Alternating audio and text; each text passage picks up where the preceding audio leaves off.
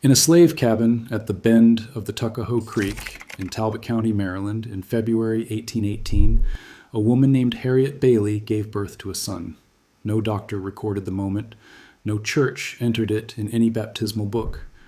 The only document that confirms the child was ever born is a single line in his enslaver's account ledger, written in the same hand that recorded bushels of corn and the price of nails. The line reads, Frederick Augustus, son of Harriet, February 1818. It does not name the father. Nobody ever would. That child grew up to become Frederick Douglass, the most famous black American of the 19th century, the moral voice of abolition, the man whose face is on monuments from Maryland to New York. And yet the foundational fact of his existence, who his father was, remained unknown to him for his entire life. He searched for an answer. He wrote about the absence in 3 separate autobiographies. He died in 1895, still not knowing. There is a scientific instrument today that could, in theory, finally answer the question. It has never been picked up. And the silence around that fact is the most uncomfortable part of this entire story. The man whose ledger recorded Frederick's birth was Aaron Anthony, born around 1767, a Chesapeake ship captain turned overseer who managed the vast Wye House plantation of Colonel Edward Lloyd V on Maryland's eastern shore. By the time Frederick was born, Anthony had come into possession of the Bailey family in 1797 through his marriage to Anne Catherine Skinner. He owned 3 farms, nearly 600 acres, and 30 enslaved people, including Harriet Bailey and her growing family. Harriet had her children at remarkably regular intervals. Roughly every 23 months, between 1813 and 1825, she gave birth to a child, 6 children in all. The pattern, in the words of historian Lee Fott, is consistent with a single paternal partner. In 1845, the 27-year-old Douglass published his first autobiography in Boston. In the very first chapter, he stated plainly what he had always heard. My father was a white man. He was admitted to be such by all I ever heard speak of my parentage. The opinion was also whispered that my master was my father, but of the correctness of this opinion I know nothing. The means of knowing was withheld from me. That single passage launched one of the most enduring quiet mysteries in American history. What is striking is what Douglass did with it over the next 40 years. He kept softening it. In his 1855 autobiography, My Bondage and My Freedom, the accusation becomes a memory of a whisper. By his final book in 1881, he stopped naming his enslaver in connection with the rumor entirely. Late in life, the historian David Blight tells us, Douglass was still privately asking old Eastern Shore acquaintances if any of them knew who his father had been.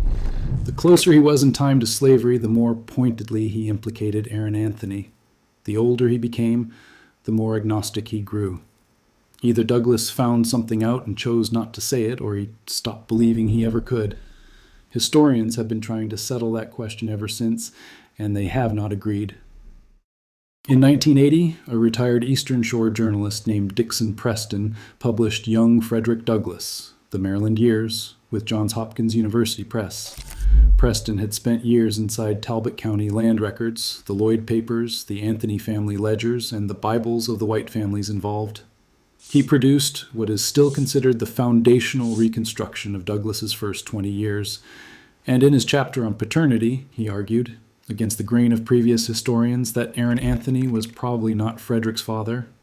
Preston pointed to the geography of Harriet's hire-out locations, to family testimony from Anthony's granddaughter, and to the brutal way Anthony treated Douglass and his Aunt Hester. But Preston offered no replacement candidate. He suggested only that the father was some otherwise undocumented white man in the Tuckahoe neighborhood. He left a hole where the answer should have been, and that hole has never been filled. In 1991, the biographer William McFeely floated the idea that Thomas Auld, who had married Anthony's daughter, might have been the real father. That theory has not survived scrutiny. Auld was not in the Anthony household at the time of Frederick's conception, and in 2018, the Yale historian David Blight published the Pulitzer Prize-winning biography, Frederick Douglass, Prophet of Freedom, and reached what is now the standard scholarly conclusion. Douglass never learned who his father really was. Anthony is the leading candidate by household access, and Douglass's own contemporary suspicion, but the evidence is circumstantial, and the question is genuinely open. Now, there is one tool in the world that could end that uncertainty. The Y chromosome passes essentially unchanged from father to son across generations. Two living men who share an unbroken father to son, line back to a common male ancestor, should share a Y chromosome signature, a haplotype.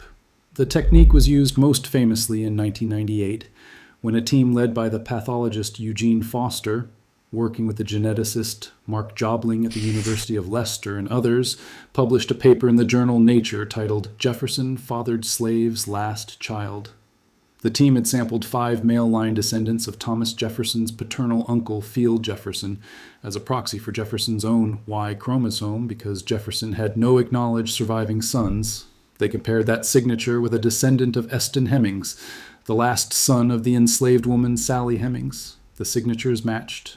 2 centuries of denial collapsed in a single peer-reviewed paragraph.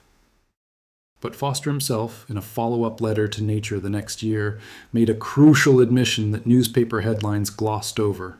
The Y chromosome test could prove that some male in the Jefferson patriline had fathered Eston Hemings. It could not, by itself, distinguish Thomas Jefferson from his brother Randolph, from Randolph's 5 teenage and 20-something sons, or from roughly 24 other Jefferson males living within 20 miles of Monticello. The genetic evidence answered the family question.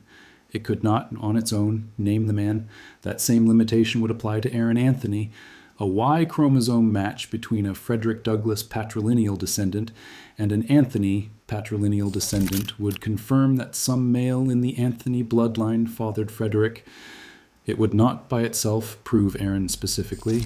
It could be him or his sons, Andrew and Richard, or an Anthony cousin in Talbot County. A non-match, on the other hand, would conclusively exclude the Anthony line entirely. Either way, the question that has shadowed Douglass scholarship for nearly 200 years would be partially resolved. And as of 2026, the test has never been done. I want to be precise about that. No peer-reviewed study has compared Y chromosome haplotypes from Frederick Douglass patrilineal descendants with Y chromosome haplotypes from Aaron Anthony patrilineal descendants. The Frederick Douglass Papers Project has not published one. The National Park Service has not commissioned one. The 2023 study of the Catoctin Furnace African American Cemetery, published in the journal Science by a Harvard-led team, addressed enslaved community DNA in Maryland with elaborate ethical protocols, but it did not touch Douglass. What strikes me about this is not that the science is impossible, the descendants exist. Frederick Douglass had 3 sons, and 2 of them, Frederick Jr. and Charles Ramond, left patrilineal descendants who carry the Douglass surname into the present. Aaron Anthony had 2 sons of his own. Their descendants are harder to trace, but they almost certainly exist. The instrument is on the shelf. Someone has chosen, repeatedly, across decades, not to pick it up. There are reasons. Kenneth Morse Jr., Frederick Douglass's great-great-great-grandson and the president of the Frederick Douglass Family Initiatives, has consistently focused his public work on Douglass's legacy of freedom, rather than on settling biological questions that would reopen the record of sexual violence under slavery. The ethical literature on enslaver and enslaved paternity testing has grown more cautious since 1998, not less. A positive result could not, even at best, name Aaron Anthony specifically. And Douglass himself, in his final autobiography, treated the question as fundamentally unresolvable. So the silence holds. 208 years after Frederick was born in that cabin on the Tuckahoe, the line in Aaron Anthony's ledger is still the most specific record we have of his existence as a child. The line names a mother and not a father, and the technology that could fill in the second half of that record sits unused. The whisper Douglass heard as a boy on the Y plantation has not been answered. It has only been preserved. He wrote in 1845 about his mother, "She left me without the slightest intimation of who my father was." A century and a half of American scholarship has not been able to give him that intimation either. The instrument that could is real, it is available, and it has not been used.